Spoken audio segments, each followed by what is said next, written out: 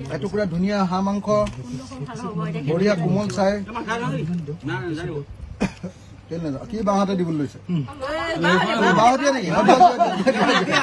বঢ়িয়া লাগি হাঁহ লাগি হাঁহ দিয়ক বঢ়িয়া লকি হাঁহ বাঁহত নি মা দীঘ বাঁহতে নেকি কিন্তু কথা এটা সুধিলে এতিয়া নুসুধো কোনখনতে হয় কামটো কোনখনতে কামটো আচলতে তুমি এনে বেলেগ এটা ধেমন দিয়া কথা এটা সুধিছিলো বুজি নাপালে ডাঙৰ হলে বুজিব এই কোমৰা এডোখৰ লাগে কোমৰা আলু নেলা দেই আলু খাই পাগলা হৈ গৈছো সাজ খাই মোৰ একদম পুৰা ঘাম ওলাই গৈছে লোকলাও মানে হ'ল আমাৰ সাজ আমাৰ সাজৰ ৰহিটো এইখন খাই দিলে কি জামেলা হৈ যাব নেকি চাইড এফেক্ট নহয়তো চাইড এফেক্ট পগলা হৈ যাবা আজি আহোমৰ পাল্লাত পৰিছা নাখাওঁ দেই মই জীৱনত কেতিয়াও নাখাওঁ এইটোৱে আমাৰ নিয়ম আহোমৰ নিয়মটো আকৌ এবাৰ দেখুৱাই দিছো আমি খোৱাৰ আগত আহোমসকলে এইটো লগাই লওঁ এতিয়া আমি খাম এনেকৈ দুখন হাতে ধৰি লৈ খাবৰ সময়ত ধৰি লৈ এনেকে খাই এয়া চব ৰহিটো দেখিছেনে কালাৰটো আপোনালোকে চাই লওক একদম সাজৰ কালাৰটো চাওক একদম হালধীয়া কালাৰ এতিয়া লগত আমাৰ মুগাৰ লেটা গুণটো গুণ মই সাধাৰণতে নাখাওঁ দেই মই এনে কিন্তু সাধাৰণতে সঁচাকে সাঁজ মই নাখাওঁ কিন্তু মানে এটা ঔষধ হিচাপত খাবলৈ বহিছো হাঁহৰ মাংস কোমোৰা আয়ো কোমোৰা বুলি ক'লে ৰবই নোৱাৰো কোমোৰা আৰু লগত এয়া মুগাৰ লেটা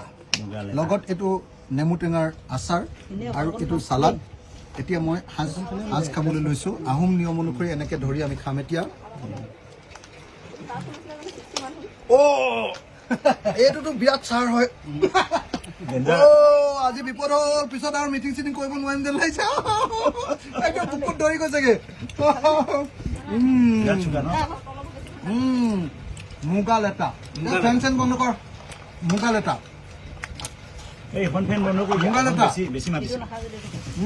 মুগা লেটাৰ সৈতে এয়া সাজ পানী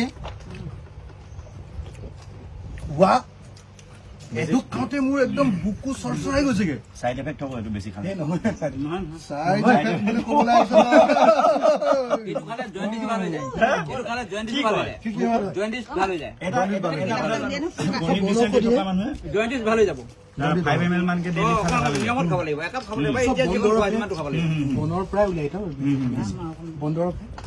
চাইড এফেক্টৰ কথা ক'বলৈ আহিছে তেতিয়াহ'লে চাইড এফেক্ট নহয় হেৰিটো আকৌ এয়া মই লেটা খাই আছো মই লেটা খাই আছো অসমীয়া জাতিৰ জনজাতিৰ আহোমসকলৰ এটা প্ৰিয় খাদ্য মুগা লেটা আমাৰ এটা প্ৰিয় খাদ্য আমাৰ কি কয় আমৰলি টোপ হা এয়া এতিয়া মই মুগা লেটাৰে সৈতে লোকলাও বা সাজ পানী খাই আছো সাজৰ ৰহি একদম ৰহিটো বেছি ছাৰ মই আৰু ইয়াৰ পিছত চাগে মিটিং কৰিব নোৱাৰিম মোক গালি দিলেও উপায় নাই আজি জীৱনত প্ৰথমবাৰৰ কাৰণে এনেকৈ খাইছো গুণগুণৰ ঘৰত জিতেন ককাইদেউৰ ঘৰত খাই লৈ আজি যদি পগলা হওঁ খাই লৈ যদি আজি নিচা ধৰে গাড়ীত উঠিম আৰু পলাম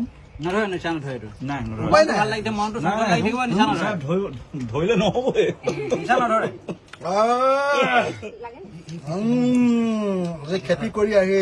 খাই আছো মাটি ৰুই আহিছে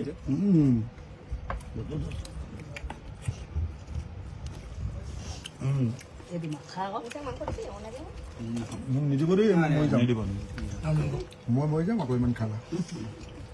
মোৰ ককাইদেউ জিতেন চেতিয়া আৰু জিতেন চেতিয়া ককাইদেউৰ ককাইদেউ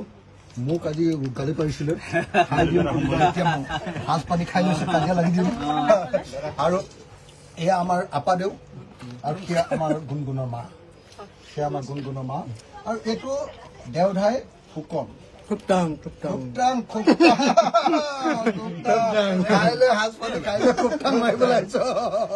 একদম সঁচা কোমোৰাৰ সোৱাদ হা ভাত খোৱাৰ সময়ত এতিয়া কোনো মানুহক লগ ধৰা নাযায় তাতে সাজ খাই আছো হাজিৰা হৈ যাব এতিয়া সাজ খাই আছো তাতে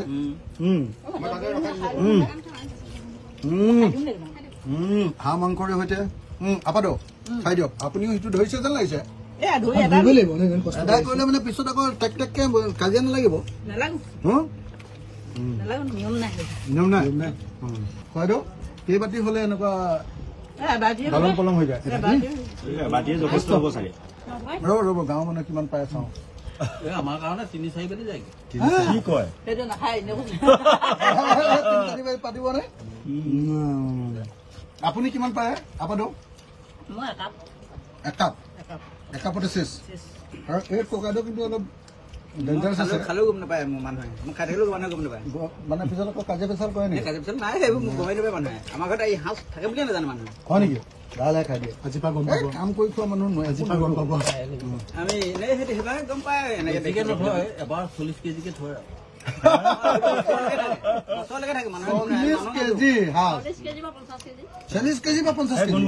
কেতিয়াবা খাব মন গ'লে আহি গ'লে হ'ল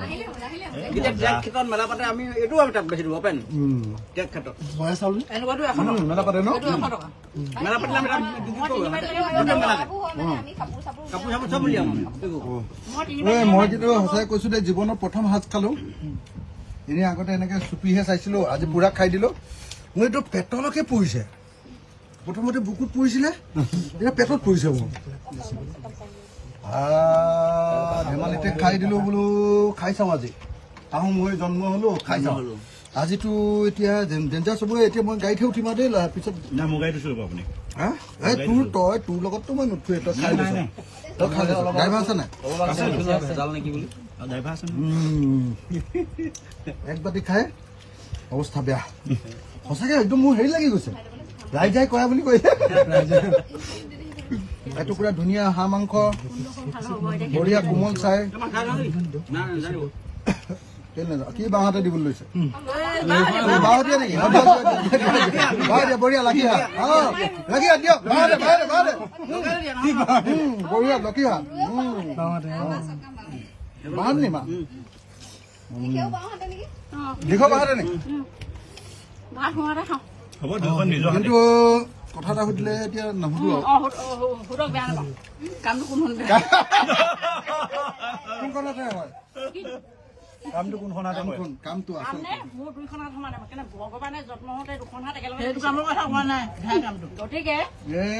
কথাটো বেলেগলৈ চিৰিয়াছলৈ লৈ গ'ল সেইটো কথা কোৱা নাই দুইখন সমানে এইটো খুব ভাল কৰিছে কামটো কিন্তু এনে বেলেগ এটা ধেমলীয়া এটা কথা এটা সুধিছিলো বুজি নাপালে ডাঙৰ হলে বুজিব কোমোৰা এডোখৰ লাগে কোমোৰা ইমান ধুনীয়া বনাইছে নহয় কোনে বনাইছিলে জানো নেকি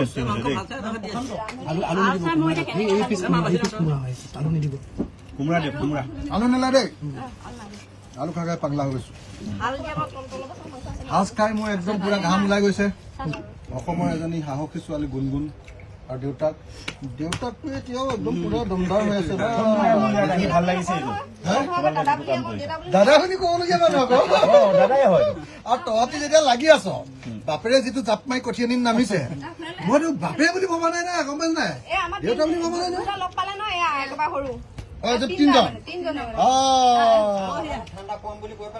এতিয়া আছে না গাড়ীত আছে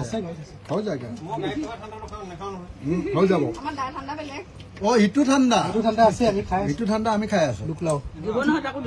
অসমীয়া মানুহে আনৰ ওপৰত 1250 টকাৰ কাৰণে আশা নকৰে অসমীয়া মানুহে 10,000 টকাৰ এই কি বাইদেউ লাখ বাইদেউৰ কাৰণে হেৰি নকৰে আজি দুইজনী দুলুমণি আৰু গুণগুণে আৰু লগত দেউতা এইটো দেউতাক কোৱাৰ কাৰণে পাইছো আমি অৰুণোদয়ো লোৱা নাই লাখপতিও লোৱা নাই আমি একো দিয়া নাই আমাক নাই দিয়া দি দিয়ে নালাগে দৰকাৰো নাই নালাগে ইহঁতৰ অৰুণোদয় আমাক নালাগে আমাক ইহঁতৰ অৰুণোদয় সাজ পানী খাই লৈছো অলপ টান কথা হ'ব পাৰে চব কথা মোক গালি দিয়ে আছে দেখিছেনে এই মানুহটোৱে সাজে খাব নোৱাৰে ডুপ্লিকেট আহোম নিজে ডাইৰেক্ট চুকাফা বংশধৰ অখিল দা হেৰাবই নোৱাৰে কোনেও হিমন্ত পাগলা হৈ যাব 8 ঘণ্টা ভাষণ দিয়ে হিমন্ত খাই যাব গৰমত পথাৰত গৈ এই গৰমত আকৌ ইমান লোকৰ ঘৰে খোজকাঢ়াখন চোৱাচোন তুমি মানে পাৰিব নেকি পেটুৱা লিডাৰ কেইটা হোৱাহেঁতেন ইমান সময় পৰি থাকে স্বৰ্গদেউ লুখুৰাখনীয়া জিভা উলিয়াই বনাইছিলে কোনে ইমান ধুনীয়া বনাইছে আমাৰ প্ৰচাৰ সম্পাদকৰ দৃষ্টি হেৰি সমষ্টি সমিতি ধুনীয়া বনাইছে প্ৰশান্ত তাক গৰিহণা দিছো ইমান ধুনীয়া ভাত পানী খাই আহিছো এতিয়া উল্টা উল্টি কথাহে কম আজি প্ৰথমবাৰৰ কাৰণে আচলতে অলপ বেছিকে সাজ পানী খাওঁ কেতিয়াও জীৱনত সাজ নাখাওঁ মদটো নাখাওঁৱে কেতিয়াও সাজো নাখাওঁ কিন্তু আজি ৰহি মই ভাবিলোঁ আজি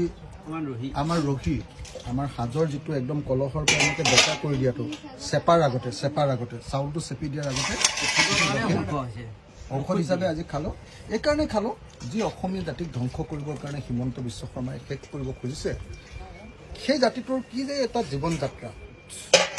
মুগা লেটা হাঁহ মাংস কোমোৰা সাজ পানী লোকলাও মানে এই গোটেইবিলাকৰ আমাৰ যিটো জীৱন যাত্ৰা সেই জীৱন যাত্ৰাটো ধ্বংস কৰিবলৈ লৈছে আৰু তাৰ প্ৰতিবাদ কল্পে জীৱনত প্ৰথমবাৰৰ কাৰণে আজি অকণমান সাজ পানী খালোঁ সাজ লোকলাও মই অসম চৰকাৰক আকৌ এবাৰ দাবী জনাইছোঁ আমাৰ উচ্ছেদ বন্ধ কৰক যিসকলক উচ্ছেদ কৰিলে ক্ষতিপূৰণ দিয়ক যিবিলাকৰ ঘৰ ভাঙিলে ঘৰ এটা দিয়াৰ ব্যৱস্থা কৰক আৰু যাৰ যিমান মাটি নষ্ট কৰিলে সিমান পৰিমাণৰ মাটি বেলেগ ঠাইত হ'লেও দিয়াৰ ব্যৱস্থা কৰক দুকঠা কঠীয়া ৰুবলৈ মোটামুটি 2 পুৰা মাটি ৰুব পাৰিবনে নোৱাৰে 2 পুৰা মাটি ৰুব পাৰিব 2 পুৰাতকৈ বেছি মাটি 2 পুৰাতকৈ বেছি মাটি 3 পুৰা মাটি 12 বিঘা মাটি ৰুব পাৰিব 12 বিঘা মাটিৰ কঠীয়া হিমন্ত বিশ্ব শৰ্মাই আমাৰ খিলঞ্জীয়া মানুহৰ খতম কৰি দিছে কচু গ'ল বেঙেনা গ'ল জাতিলাও গছ কোমোৰা গছ গ'ল আজি যি হাঁহৰ লগত কোমোৰা খালোঁ সেই গছো আজি কাটি দিলে বাইদেউ আমি আপোনালোকৰ লগত আছোঁ অখিল গগৈ আছে ৰাইজৰ দল আছে ডাক্তৰ হৰিকন্ত আমাৰ ভাইচ প্ৰেচিডেণ্ট সিও আহিছে আমি সকলোৱে মিলি অসমখন নতুনকৈ গঢ়িব লাগিব 26ত বিজেপি চৰকাৰখন খেদিব লাগিব সেইটো উৎপাত বেছি হৈছে বহুত বেছি হৈ গৈছে এটা আমাৰ খিলঞ্জীয়া মানুহৰ গাত হাত দিয়ে এইখিনি মানুহ কংগ্ৰেছী মানুহ আছে ন ঠিক আছে আৰু গুণগুণটোক মই সদায় সাহসী হৈ থাকিবলৈ দুলুমণিটোক মই সদায় সাহসী হৈ থাকিবৰ কাৰণে অনুৰোধ জনাইছোঁ আশা কৰোঁ আমি এখন নতুন অসম ভাল অসম এখন এদিন বনাম য'ত প্ৰত্যেকজন মানুহৰ কামৰ মূল্য থাকিব কোনেও কাৰো ঘৰ নাভাঙিব ঘৰ ভঙাটো অসুৰৰ লক্ষণ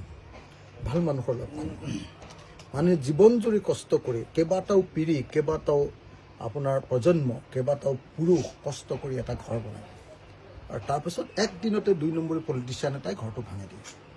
নহ'ব এইটো বন্ধ হ'ব অসুৰৰ প্ৰবৃত্তি এইটো অসুৰৰ প্ৰবৃত্তি ধন্যবাদ জয় অসম